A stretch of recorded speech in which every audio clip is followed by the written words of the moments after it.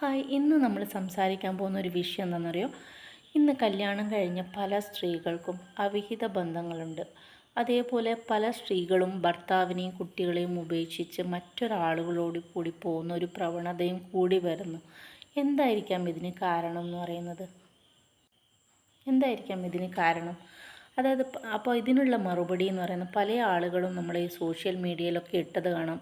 അവർക്ക് കഴപ്പ് കൂടുതലായിട്ടാണ്, അല്ലെ ശാരീരികമായ ഒരു ആവശ്യത്തിൻ്റെ പേരിലാണ് അവർ ഭർത്താവിനെയും മക്കളെയും വിട്ടിട്ട് മറ്റൊരുത്തൻ്റെ കൂടെ പോകുന്നത്.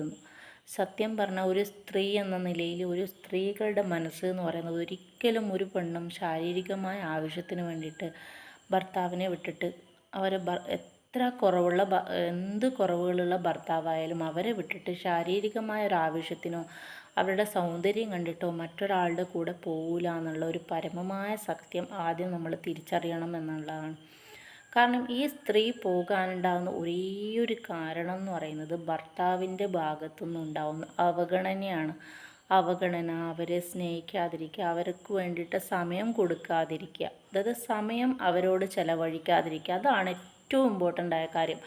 അല്ലാതെ നിങ്ങൾക്ക് പണം ഇല്ലാത്തത് കൊണ്ടോ അല്ലെങ്കിൽ പ്രശസ്തി ഇല്ലാത്തത് കൊണ്ടോ അല്ലെ അവരെ എവിടെയെങ്കിലും കൊണ്ടുപോകാത്തത് കൊണ്ടോ അല്ലെങ്കിൽ അവർ പറയുന്ന സാധനം കൊടുക്കാത്തത് കൊണ്ടോ ഒന്നും ഒരു ഭാര്യ ഒരിക്കലും ഭർത്താവിനെയും മക്കളെയും വിട്ട് പോവില്ല. പക്ഷെ അതേസമയം അവരെ നിങ്ങൾ വളരെ അപമാനിക്കുകയാണെങ്കിൽ, മറ്റുള്ളവരുടെ മുമ്പിലൊക്കെ അപമാനിക്കുകയാണെങ്കിൽ, അല്ലെങ്കിൽ അവർക്ക് നിങ്ങൾ തീരെ സമയം കൊടുക്കുന്നില്ല, എപ്പോഴും നിങ്ങൾ തിരക്കിലാണ്, അവരുടെ ആവശ്യങ്ങൾക്കൊന്നും നിങ്ങൾ സമയം കൊടുക്കുന്നില്ല.